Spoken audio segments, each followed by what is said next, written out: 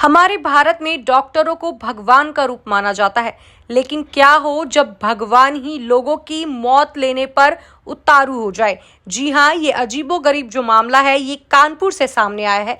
कानपुर में hair transplant surgery के बाद 2 इंजीनियरों की मौत से लगातार डॉक्टर अनुष्का तिवारी चर्चाओं में बनी हुई हैं। दोनों इंजीनियरों के जो परिजन हैं उनकी मौत हुई है और मौत का जो कारण है वो डॉक्टर अनुष्का पर लगाया गया। पुलिस जांच के बाद जो कई खुलासे हैं वो लगातार सामने आए। जैसे जैसे जांचें आगे बढ़ी वैसे वैसे अनुष्का तिवारी के जो झूठ है वो बेनकाब होते गए। अब इस बात का खुलासा हुआ है कि अनुष्का के पास MBBS तक की डिग्री भी नहीं है और वे खुद को डर्मेटोलॉजिस्ट बताती हैं और हेयर ट्रांसप्लांट सर्जरीज करती हैं।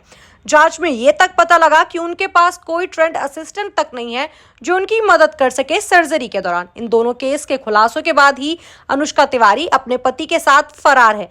पुलिस उन दोनों की गिरफ्तारी के लगातार दबिश देती नजर आई। बता दें, डॉक्टर अनुष्का तिवारी का क्लिनिक कानपुर के केशव नगर इलाके में स्थित है। उन्होंने एक 4 मंजिला इमारत के ग्राउंड फ्लोर पर 2 कमरों में क्लिनिक खोला हुआ था।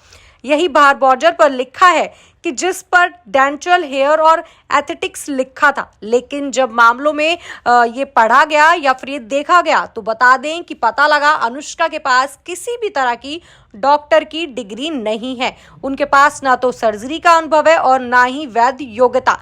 इससे भी गंभीर बात यह है कि उनके पास प्रशिक्षित मेडिकल स्टाफ या सर्जिकल असिस्टेंट तक नहीं है। ASP अभिषेक पांडे ने बताया कि पुलिस जांच में तथ्य सामने आया है कि वे केवल बैचलर्स ऑफ डेंटल सर्जरी यानी BDS है।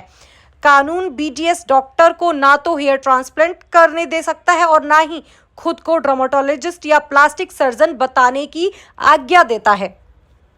मामले में एक और गंभीर बात यह है कि अनुष्का तिवारी के पति सौरभ तिवारी भी क्लिनिक में उनके साथ बैठते हैं और उनका हाथ बटाते हैं। सौरभ तिवारी MGS हैं, लेकिन प्लास्टिक सर्जन या डर्मेटोलॉजिस्ट नहीं है। बावजूद इसके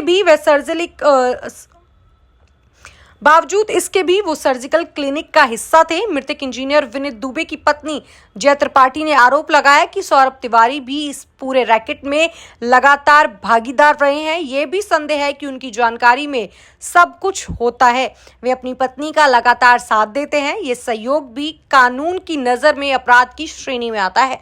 हाल ही में पनकी पवार हाउस के इंजीनियर विनीत दुबे और इंजीनियर मयंक कटारिया की मौत के बाद ये मामला लगातार सुर्खियों में बना हुआ है। दोनों मामले में परिवार वालों ने सीधा आरोप अनुष्का तिवारी पर लगाया। विनीत दुबे की पत्नी जय त्रिपाठी की शिकायत पर रावतपुर थाने में जो ये मामला है वो दर्ज किया गया। पुलिस सूत्रों के अनुसार घटना के बाद से ही अनुष्का तिवारी अपने पति सौरभ तिवारी के साथ फरार है। दोनों ने अपने मोबाइल बंद किए हुए हैं और लोकेशन भी ट्रेस नहीं हो पा रही है। पुलिस की कई टीमें संभावित ठिकानों पर लगातार दबिश देती नजर आई, लेकिन अभी तक गिरफ्तारी नहीं हो पाई है। SP अभिषेक पांडे ने बताया कि जब उन्हें 2 बार नोटिस भेजकर बयान के लिए बुलाया गया तब भी वो दोनों हाजिर नहीं हुए। लगातार बुलावे के बावजूद बयान देने नहीं पहुंचे, इसीलिए पुलिस का जो शक है वो और गहरा हो गया।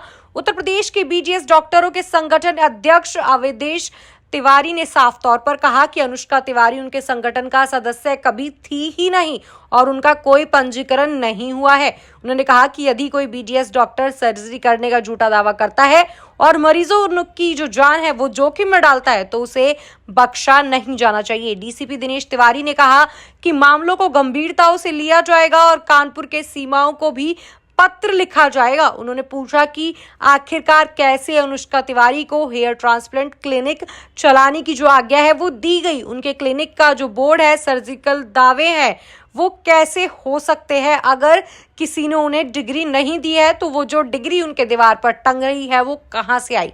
CMO की रिपोर्ट आने के बाद ही अब इस पर लगातार कार्रवाई की जाएगी। ज्यादा जानकारी के लिए बने रहें रियासत न्यूज।